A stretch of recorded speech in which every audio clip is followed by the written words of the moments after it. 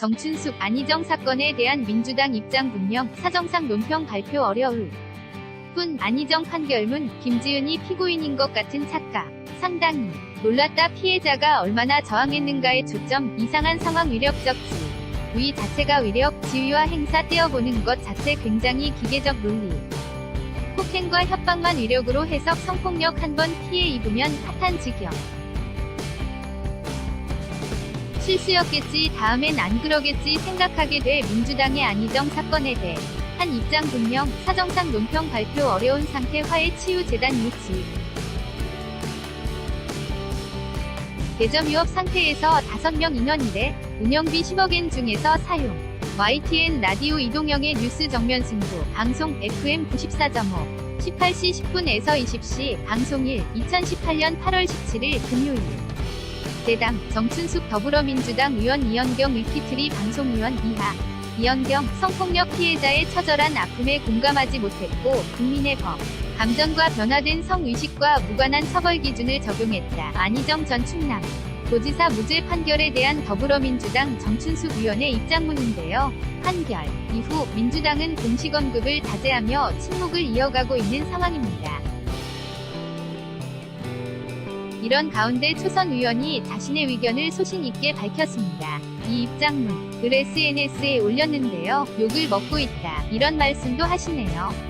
접 얘기 나눠보겠습니다. 정춘숙 의원 연결합니다. 의원님, 나와 계신가요? 물음표. 정춘숙 더불어민주당 의원 이하. 정춘숙, 네, 안녕하세요. 원경 첫 질문 이렇게 드려서 죄송한데 욕을 먹고 있다, 어느 정도이십니까? 가요. 정춘숙, 그냥 간단히 말씀드린 거고요.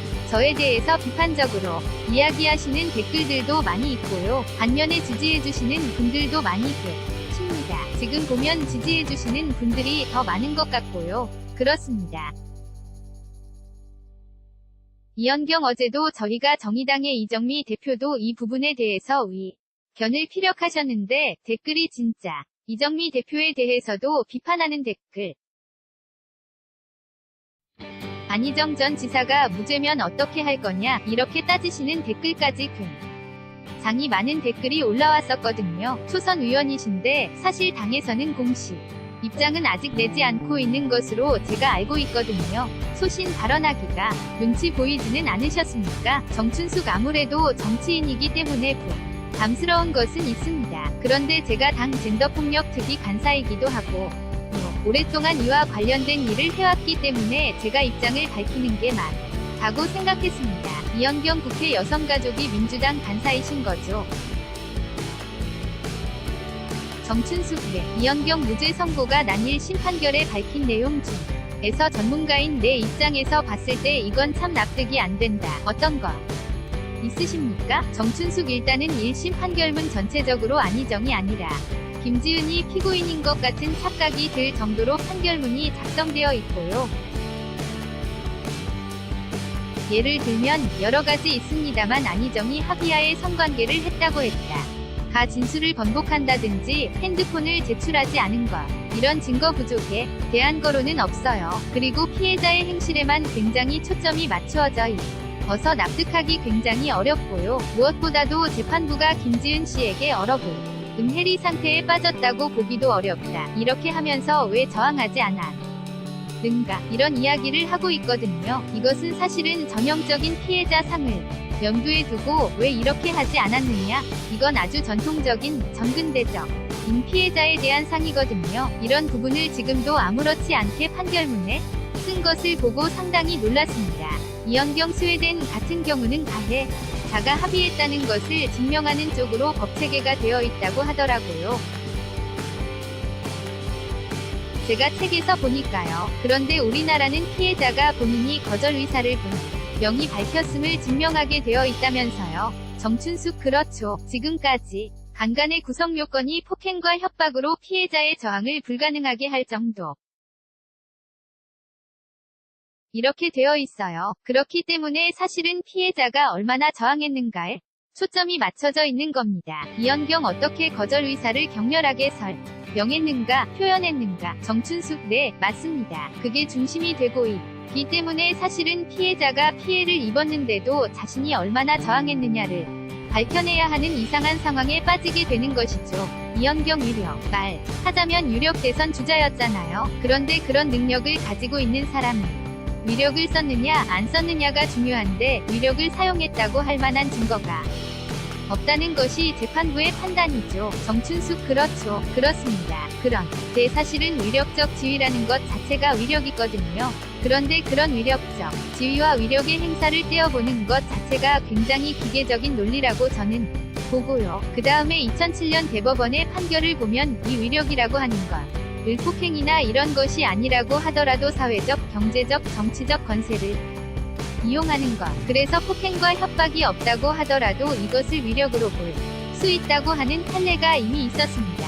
그런 것에 비하면 이번 판결은 위력의 범위를 굉장히 소극적으로 사실은 그렇게 표현은 안 되어 있으니 다만 폭행과 협박이라고 하는 것들을 전제에 깔고 저항이라고 하는 것을 판단의 기준이라고 보고 얘기한 것이라는 생각이 들 수밖에 없는 것이죠. 이현경 내 윽박질렀다거나 힘으로 이렇게 하는 것만 위력으로 해 석한다는 말씀이신 것이죠. 정춘숙 네 그렇습니다. 이현경 패자답지 못했다는 지적 부분에 있어서 첫 성관계가 이루어진 당일 저녁에 피해자가 안지사와 와인 바에 갔다. 그리고 지속적으로 피고인을 지지하고 존경하는 마음을 담은 이야기를 주고받았다는 것을 문제 삼았는데요. 여성 위 전화에서 일을 하셨다면서요. 비슷한 사례가 있었다거나 소개할 만한 내용이 있으시면 말씀을 들을 수 있을까요? 정춘숙 김지은 씨 같은 경우도 그런 건데 예를 들면 한 번 성폭력이 있다고 하더라도 설마 다음에는 안 그러겠지. 이분도 그렇게 말씀하세요. 이번에 실수하신 거겠지. 이렇게 하면서 그 다음에는 안 일어날 거라고 기대와 생각을 하면서 자신의 일상을 억지로 열심히 살려고 노력하는 거거든요. 그렇기 때문에 피해자가 한 번 피해를 입으면 모든 것이 다 파탄 지경이 돼서 아무것도 못할 것 이라고 하는 것도 피해자에 대한 정형화된 모습입니다. 아주 친밀한 관계에서 이루어지는 성폭력 사건이 지속되는 경우가 있어요. 그럴 때 사람들은 한 번 성폭력이 있었지만 이번에는 실수하셨을 거야. 다음에는 안 그러겠지. 이런 것을 생각을 하게 되죠. 이분이 또 직접 얘기를 하기도 했고 이현경 그런 부분이 있군요. 지금 민주당에서는 안희정 전 지사 위 무죄 판결과 관련해서 공식적인 논평을 낸 것은 없죠. 정춘숙 네 그렇습니다. 그런데 저희 당에서 안희정 사건이 생겼을 때 그것을 미투 사건으로 보았고요. 그래서 즉시 제명하고 출당 조치를 했기 때문에 이 사건에 대한 저희 당의 입장은 분명하다고 봅니다. 지금 사정상 발표하기가 어려운 상태인 건데 이 사건에 대한 입장은 분명합니다. 이현경 그러면 그래도 발표를 해야 한다고 보세요. 정춘숙 글쎄요. 당에서 그것은 판단해서 마땅한 때가 있으면 발표할 수도 있다고 생각합니다. 이현경 얼마 전 광복절이었습니다. 박근혜 정부 시절에 일본이 출연한 10억엔을 위안부 피해 할머니들에게 나눠주겠다며 재단을 만들었죠. 화해 치유재단인데요. 이것을 해체하겠다 얘기는 있었습니다만 지금 유지가 되고 있습니까? 정춘숙 네 지금 유지되고 있습니다. 이현경 위원님께서 이 문제 지적하셨던데요. 정춘숙 그렇죠. 지금 말씀하신 대로 화해치유재단이 생긴 것 자체가 2012년 12월 28일 있었던 한일-일본군 위안부 합의에 의해서 만들어진 재단이거든요. 그런데 이미 일본군 위안부 합의라고 하는 것이 피해자의 의견을 반영하지 못했고 진정한 사과도 없었고 법정 대상이 아닌 위로금이라고 이름으로 화해치유재단을 통해서 피해자에게 나눠주려고 했던 것 자체가 문제가 있다는 것이 이미 정리가 됐기 때문에요. 이미 이 화해치유재단이 피해자에게 위로금을 나눠준다든지 이런 일을 할 수가 없습니다. 계점유업 상태가 된 거죠. 그런데 아직도 사무처장이나 이런 5명의 인원이 여기서 일을 하고 있고요. 이현경 운영비를 어떻게 합니까? 정춘숙이 운영비를 과거에는 그 10억엔을 썼다가 지금은 지난 정부에서 우리가 103억 원을 지난 7월에 예비비로 만들어서 넣거든요. 거기에서 쓰고 있는 거예요. 결국은 국민들의 세금으로 재단 인건비를 지급하는 상황이어서 사실 이 재단은 빨리 해산을 해야 합니다. 이현경 그런데 말씀하신 것처럼 재단이 해체 되지 않는 한은 운영비는 계속 들어갈 수밖에 없는 것 아닙니까? 정춘숙 그런 문제가 있죠. 그래서 여가부에 강력하게 저희가 요청을 하고 있고요. 여가부에서도 이 재단을 해산할 수 있는 방안을 실질적으로 모색하고 있습니다. 이현경 외교 현황과 얽히는 문제는 없나요?